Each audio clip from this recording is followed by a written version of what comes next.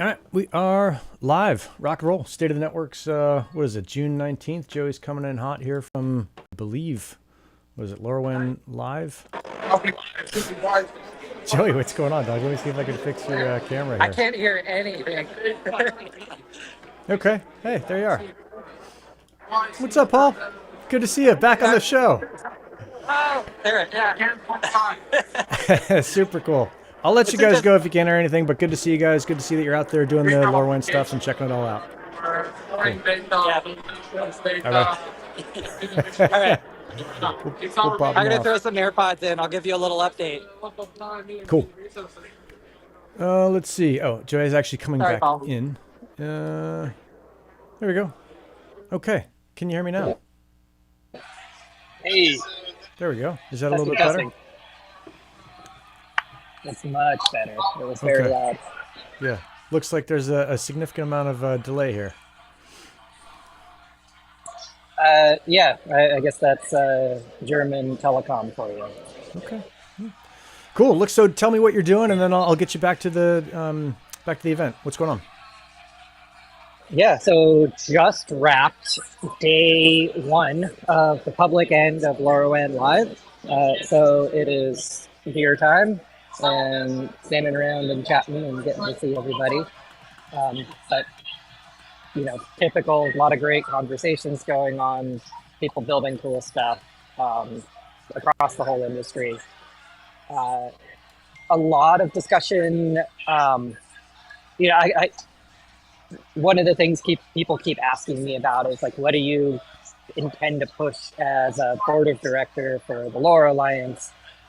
The thing that I'm really pushing with everyone is visibility of the LoRaWAN protocol. People need to know about it.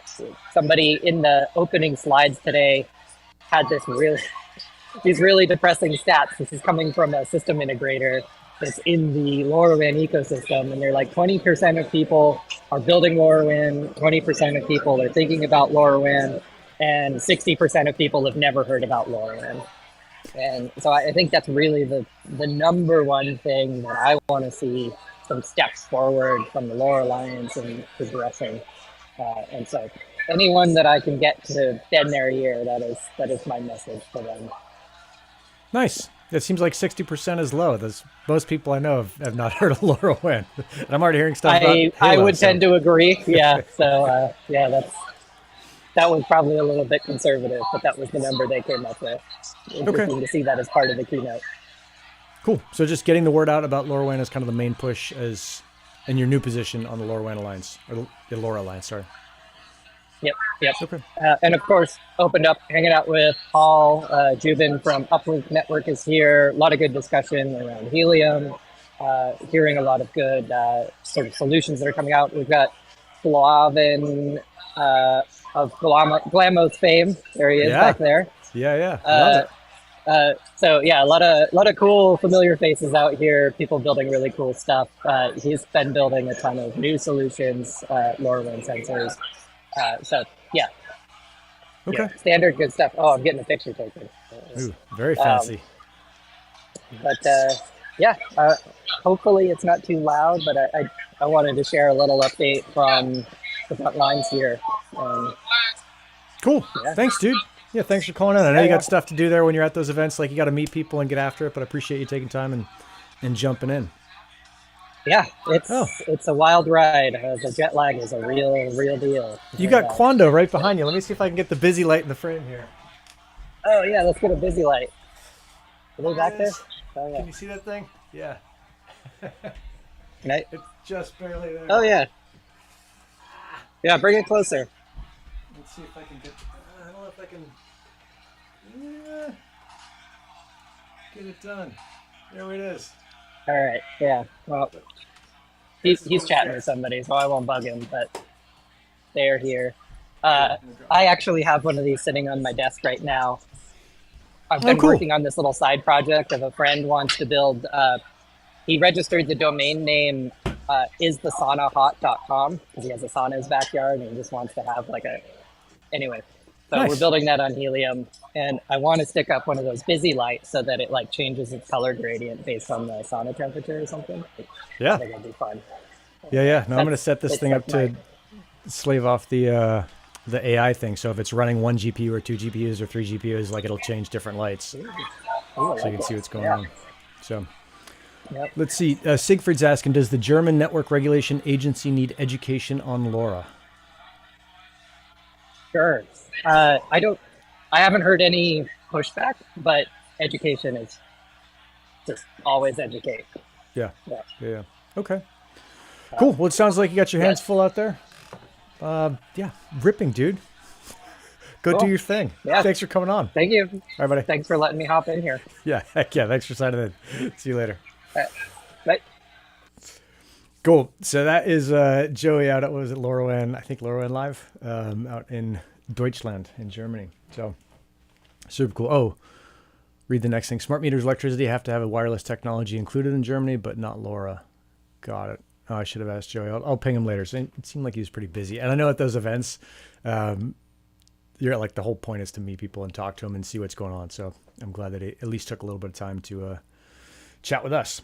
Let's see. What have I got in the notes on this thing on the description? Jeez, I just came off another call, jumping into this. I just talked to this. Ooh, it'll be in the description, and I'll see if I can find it. But it was like AUTIC, AUTIAK, something like that. That was the spatial computing. That DePIN state is going to come out in the next week or so. Just a super, super neat idea. And I guess the bigger picture there was that the dude who's running that is excited about DePIN and the idea of decentralization. And I think we're going to see a lot of this, but didn't have like a total understanding of the entire ecosystem. He knew all the different people. He was super excited to be introduced to him and see what was going on. But I think what we're going to see a lot of in the next couple months is the results of the DePIN narrative exploding. And we're going to see all these people who are super tech savvy, who have this really cool idea that is accelerated or catalyzed or whatever you want to say with the application of DePIN. And those folks are going to come in and be like, I heard DePIN was cool. I think it's good for me. How do I do DePIN? And so I think that's what we're going to see over the next couple months is all of these new technologies coming in as people see like, okay, for us, mostly on this call, we all have a good understanding of what DePIN is. We're almost all there at the beginning of Helium, or at least early enough in Helium that having DePIN explained to us is it is not something that's particularly useful for us. But just what I'm seeing kind of at the front lines of what's happening, especially on the consulting side, meeting all these new companies, is we're seeing new companies come in. And I'm seeing a lot of AI companies, a lot of what is it Tushar would call DVIN, so the decentralized virtual infrastructure networks, where it doesn't really matter where the thing is. Like it is a physical thing, but it can be anywhere. A lot of those folks are coming into the game and seeing that. So God, I'm embarrassed. I can't remember the name, but I can't. That kind of stuff is really cool. And that interview will come out on DePIN State, which is the other channel, I don't know, next week or so. What was your thing? And this is, I guess it's a nice segue into the threefold stuff. So threefold will be coming out with nodes that you can buy fairly soon. There's no specific date on that. And I believe you can stand up a node right. In fact, not I believe you can stand up a node because I have one in my little server closet, which is just a server in a closet. And it's running. And those guys are building this basically like a reincarnation of the internet. And it was explained really well to me today on the call that I just did with them, which was interesting. And basically phase one was those guys, and I can't say those guys built the internet because they certainly weren't the only ones, but they were there at the inception of the internet and the cloud kind of as we know it. What's up, Fred? And then phase two is they built the threefold piece, which is where it is right now. So you can run this node, you can run a farm, you can do all the things. And the next phase is integrating this token piece and saying, okay, we built the original part. We see that we not made mistakes, but that it went a different direction than we might have wanted as far as decentralization and who owns what.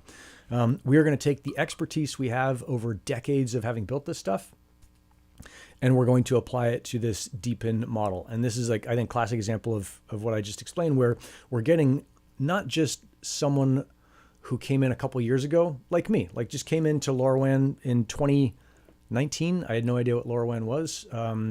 And by December 2020, I was explaining LoRaWAN to my neighbors. And by 2021, I was explaining LoRaWAN to everyone, who's coming into Helium. So I think like that is, I mean, it's an important part. You have to have that bridge of understanding between the super technical stuff and the non-technical folks. But it takes a little bit longer for the super technical people who are sitting on the sidelines. And at first they may say, and I'm certainly not talking about anyone specific, but I think this is just the general ecosystem, is the super technical, deeply technical people sit on the sidelines and they see a new thing come along, like, I'm going to see how this thing goes. And then they watch it to see what happens, because they're almost without exception, exceptionally smart, right? They got where they were by being exceptionally smart. And they're a little bit hesitant to take some of these risks, as far as the crypto risk, the DePIN risk, building a community risk, right? They know the technology really well. So they know whatever their technology is, whether it's wireless or whether, distributed cloud resources or cars or, Hivemap or mapping, all that stuff.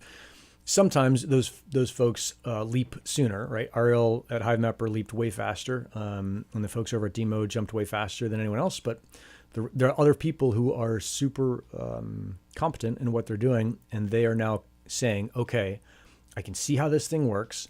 I can see all the market conditions coming together. They're not there yet. And they've all been, every one of the founders that I've talked to has been watching this since Helium. So I'm not finding anyone, maybe I am. I don't think I'm finding anyone who's been looking at this thing less than a year. Maybe some people, but not very many. Most people have been watching it the whole time, and they're saying, okay, I can see how I can apply my expertise, my deep competence in this world. And when I say deep competence, I'm talking about 10 years plus. So if you've read the book Mastery, you can argue as much as you want about how long it takes to attain mastery, but let's just say it's about 10 years, 10,000 hours, whatever your metric is. But those kind of people, not like the 2,000 hour people, not the people who are, we would consider in the sports world like a good amateur sports person. I'm talking more about the Olympic or world-class level athletes. And in this case, it's the world-class level technologists who are coming in, who are saying, okay, you can't prepare for the Olympics in 2 months. It takes 4 years. They've been watching this thing and they see like, oh, this is like the Olympics I want to participate in. Cool. This is what I'm going to do. So that's the kind of the big patterns that I'm seeing moving in this direction. So I think I had threefold on there. I had WeatherXM just announced the Swissborg piece, which is super cool. It allows you to basically, if we look at, we'll talk a little bit about WeatherXM now. If you look as a nice proxy for all of DePIN as well, is with a DePIN project, you want one of the essential aspects is that it is location dependent, right? That you can't put everything in one server room in one place that has wicked fast internet and that wins the whole game, right? If that is it, then it's not a decentralized physical infrastructure network. It's just an SC pin, a skippin, a super centralized physical infrastructure network. And that's not what we're building.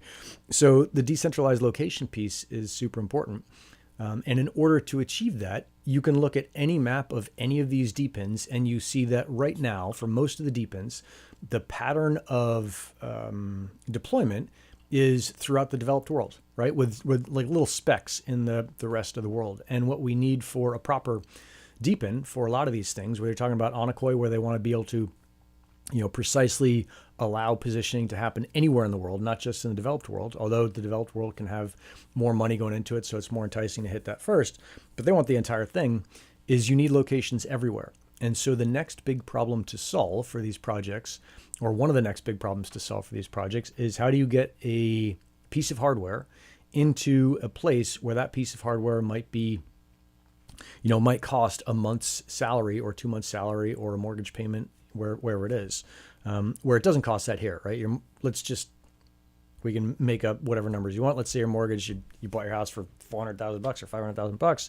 Your mortgage payment is $2,500. A piece of hardware, on average, DePIN piece of hardware is $400 to $700. So it's, what is that, a fifth? My public math is pretty bad, or less of your mortgage payment. So like you can stretch and you can afford it, and you hopefully have enough money that you're not making a huge stretch to afford it. Although I know some of you speculate do that. Whereas in the kind of non-developed part of the globe, that's not on the table. You can't say like, hey, I'm not going to make my mortgage payment in order to try this super crazy crypto DePIN thing. Just not going to happen. And so WeatherXM has done this pretty cool idea of, Yep, and as you say, Siegfried, you also have these backhaul problems, the connectivity issue itself, and some of some of the DePINs deal specifically with connectivity. So that's Wi-Fi DAB in India. It's a good example of that. Travis, what's the concept of sister location, like sister cities? But whatever it is, the general idea is that one of the next great steps in DePIN is going to be, how do you take the technology and the hardware that we have that we are all able to afford in general? I'm not speaking for everyone, but let's say most like middle-class Americans, I'll talk about what I'm understanding, can afford this thing. And how do we make it so that that same kind of economic strata of folks can get one more piece of hardware and send that hardware somewhere else in the world? And that's what this Swissborg piece is doing. So there's WeatherXM's take on how to do it. Now, there's going to be a ton of different ways to do it. We are very unlikely, just statistically. The WeatherXM team is pretty smart, so I think they're more likely than most to get it right the first time, but nobody's perfect. And so what we're going to see over the next year or two, or this next phase of development of DePIN development, is going to be this idea that some projects are going to have to figure out, how do you incentivize coverage that is global and not just developed country global. So super interesting stuff there. And what was the other thing that WeatherXM did? Oh, geez, I should know this. They did the Swissborg piece. And then, they also announced the auction for licenses, which is causing a little bit of a kerfluffle. I think the licenses are 100,000 WeatherXM tokens. I don't know my stations have been making, like 6 or 7 tokens a day each with the bonus tokens. So it's going to take a long time to get to 100,000. And if you look at, so there's definitely some discussion about like, hey, how do these get auctioned off? Is that price too high? Who sees the auction prices?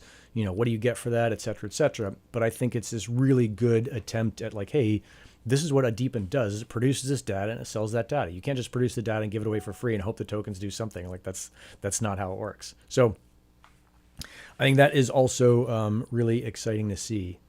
Let's see. I don't see the, it's so funny. I don't see the description where I put down my notes. I was rushing this morning to put all these notes down, so I don't see the other stuff that I had to talk about. I know we've been talking with 𝐒𝐻𝐸, and those guys are moving along. That's super cool to see that stuff. And I think that's an interesting piece there is we're also seeing this bifurcation, and maybe it's more than it's like a multiplication of how do you do a DePIN? Do you have the first, the company, or the project? Yeah, the project itself only sell hardware. And it seems like the pattern here's the big bifurcation, is type 1 is the project itself creates the hardware, they create it to their specs, and they send it out, right? This is something that Helium did. This is something that ATOR has done, is they created the hardware. They made super nice hardware. If anyone got one of the OG Helium pieces, if you got one of the OG ATOR pieces of hardware, if you talk to the guy who designed the ATOR hardware, you're like, holy smokes, this dude is like a world-class technician, came in and designed this thing. And I'm sure there's someone that's going to find out, point out something small and wrong with it, just like they'll point out something small and wrong with the OG Helium pieces. But by and large, those things were really well designed to do the job they were supposed to do. And a lot of them are still ticking. In fact, I just saw an OG Helium hotspot that's been plugged in the whole time that's still working. That's 4 years later for a little piece of computer machinery. That's pretty good. And then the other side is the project says, hey, we want this to be far more decentralized. We don't want to be the ones producing the hardware. We want to either allow other people to produce custom hardware to our specs, or we want to allow people to onboard hardware that already exists that meets our specs. And so I think these are other kind of patterns to watch, is how does a project do this? Why are they doing it? And then what are the benefits or drawbacks of doing it in that way? So another kind of cool pattern to see. What's up, Keenan? Keenan, you probably have one of the first OG hotspots. I'm not sure if yours is still working. I know, like I said, I just saw one the other day that is working. That was pretty cool. And Keenan, I think, so this is a funny story.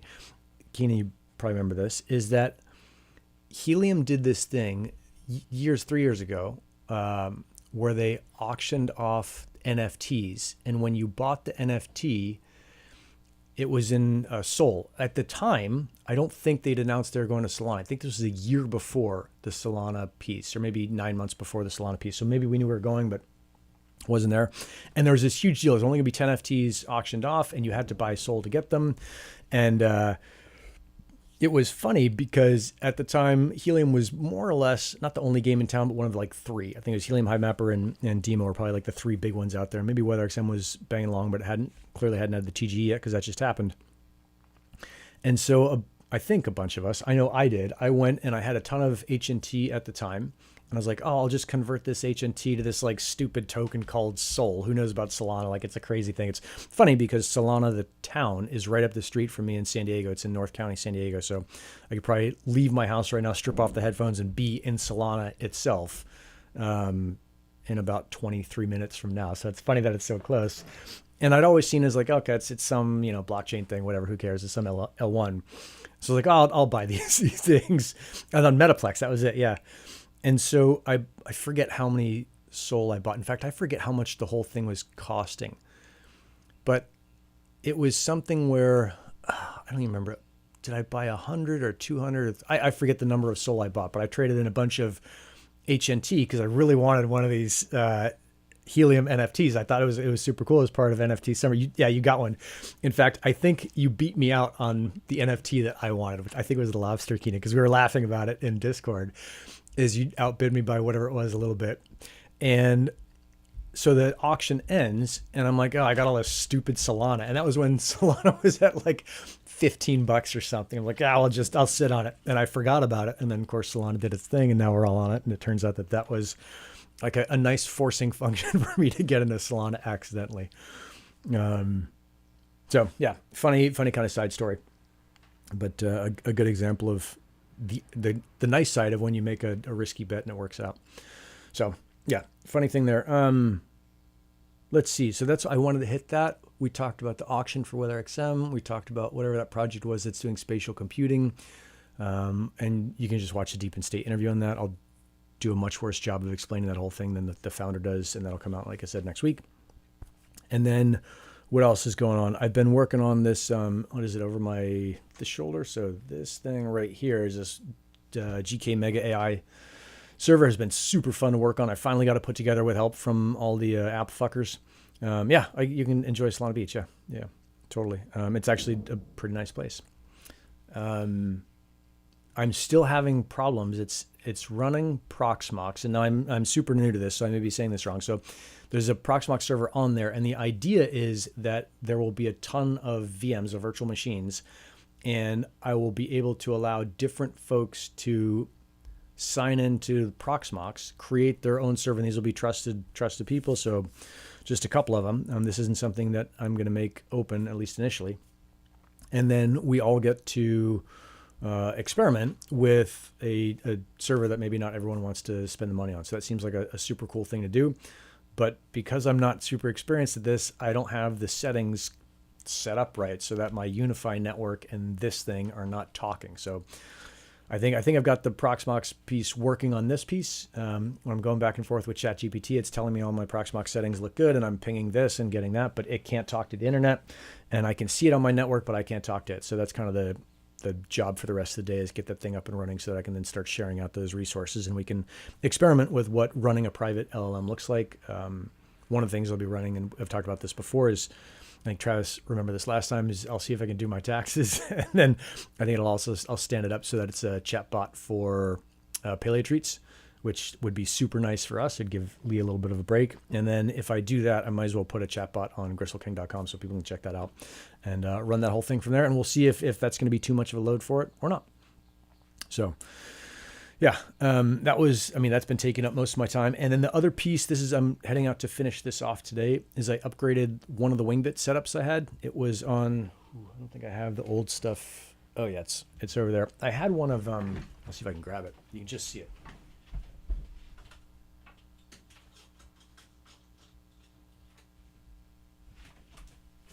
Hopefully none of my top secret passwords are floating around my back.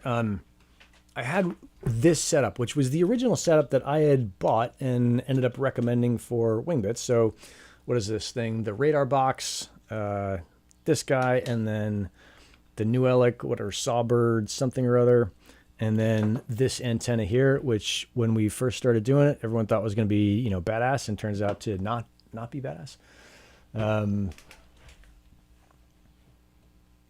And I looked, I ran that for a while, and I ran that against a setup that has a much higher end antenna, the DPD Productions one, and has the cavity filter. I got the original one from some folks in Germany. That was super cool. I love buying stuff from overseas where it's like some nerd in some country is making this badass thing that is not something I can do or have interest in figuring out how to do. And then it turns out there's another supplier called 𝐒𝐻𝐻 of the Hills, and you can buy the same cavity filter on airframes for about the same amount of money. I think it's actually a little bit cheaper because you don't have to pay the crazy shipping from Europe. So I bought one of those, and I saw what was happening was that my setup with a DPD filter, DPD antenna and the cavity filter was outperforming this setup like hugely, like twice as good. And I actually have a better location where I had this thing set up. And so I was like, oh, I will just upgrade this location with DPD antenna and this new 𝐒𝐻𝐻 cavity filter, and then crush on that, and see how that goes. Right, so they're not that far apart, but the other setup is, I don't know, 15 feet higher than the one I've got now, and the one I've got now is doing pretty well. So, kind of an interesting thing to be doing, and I've got to go finish that off today. The U-bolts that came, I mean, this is like a sob story that we're all super familiar with from having set up antennas, but the U-bolts that came with the antenna don't fit the pole that I have it on, so I'm going down to Lowe's to get the larger size U-bolts so I can put it on the antenna pole that I've got, and it actually fits. So that's kind of the project for today, and then get this thing up and running. And then eventually I'm going to get this, which we showed off earlier. Where is it? The Quando busy light, that little green thing that's magneted onto my whiteboard back there. I'm going to have that thing set up so that when the AI server is running, or the LLM server is running, and I'm not sure how I should say that, if that's machine learning or AI or something else. In any event, if I can GKAI, I'm calling it Monstra. When Monstra is running, it will flash different lights depending on how many cores it's running. And I've got 2 of those Quando busy lights, so I've got to find the other one. God, where's that thing? And I'll put them both up, and then I'll figure out some kind of cool pattern. So it's like, oh yeah, the thing's on, it's running at full capacity. It's not running at full capacity. It's on, GPU 1, 2, or 3, et cetera, et cetera. This would be like a fun project to do, and to experiment back with Laura again and mucking about. And the Quandos are nice because they're Class Cs, so you can send them a command, which we've done, I think, live on this show before, and change the color, and it happens super fast. So that's what's going on there. I think that's most of the notes that I had, and that is probably enough to digest for the week. Is there anything else you guys want to hit? I think there's a little bit of a delay on the chat here, so I'll go back and check all that stuff out. Are you guys talking about different projects? Yeah, before you know it grows. Okay. Yep.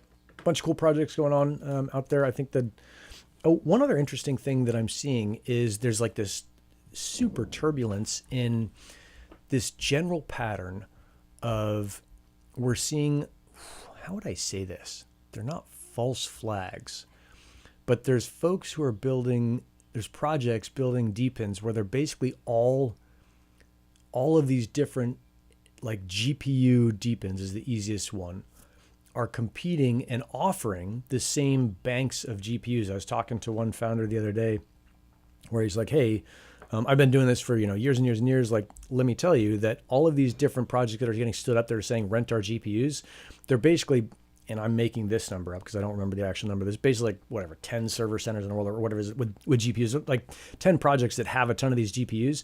And all of these other projects are saying like, hey, you can use our GPUs, but they're actually just renting the GPUs from these centralized things and then making it seem like it's decentralized and letting some chuck things, someone else chuck whatever their GPUs. Maybe I chuck that on there and see what's going on. Yeah, 𝐒𝐩𝐻𝐬𝐨𝐫𝐬𝐡𝐢𝐻. So I think that's, I'm seeing a lot of folks talk about 𝐒𝐩𝐻𝐬𝐿 and tell me to, what's up, Zim? Tell me to muck about with it. But I think for right now, I'm going to keep this thing private. Maybe I'll check it on Threefold. But yeah, for right now, I'll keep it private, and we'll get to play in our own little sandbox. So interesting to see that for some of these new DePIN projects that are coming out that are offering, they're saying like, hey, we'll give you storage or compute or whatever it is. Like, they may actually just be renting storage compute from someone else, and then they're pretending is probably too strong of a word, but they're not making it very clear that it's not really their assets that are making up the majority of the network that they're pushing out. So interesting stuff there. I think we're going to see some. It's not greenwashing; it's going to be DePIN washing.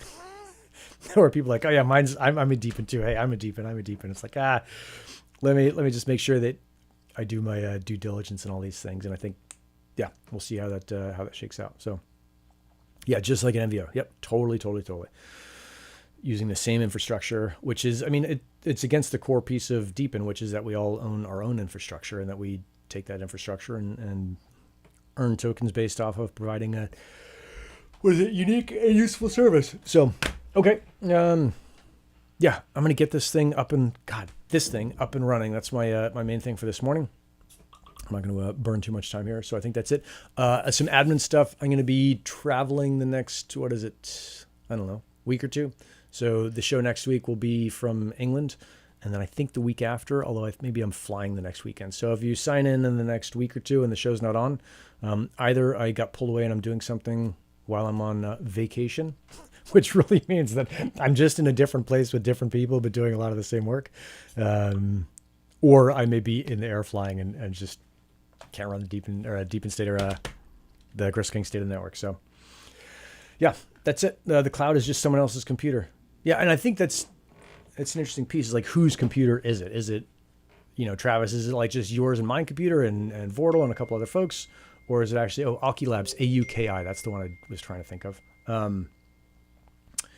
Was the spatial computing thing. Is your and my computers like kind of all of us and our buddies and like folks we know are like people we can go and shake their hands? Or is it someone else's computer where that someone else is a data center and they don't give a single fuck about whether you live or die and they're not, you can't go in and shake their hand and they're which is not to say that it's bad. Usually those services are going to provide the best service because they're being paid actual money to provide the service and they have like a regular business that they're running. So I think the big question is gonna be like, how do you integrate all of this different infrastructure out there and leverage the unique benefits of each kind of infrastructure? That's going to be, the mark of success for a lot of these DePINs. Okay. I meant to close this thing off 3 times. This is a third and final time. I'm out of here. Thanks so much for watching, and we'll catch you guys next time. Lates.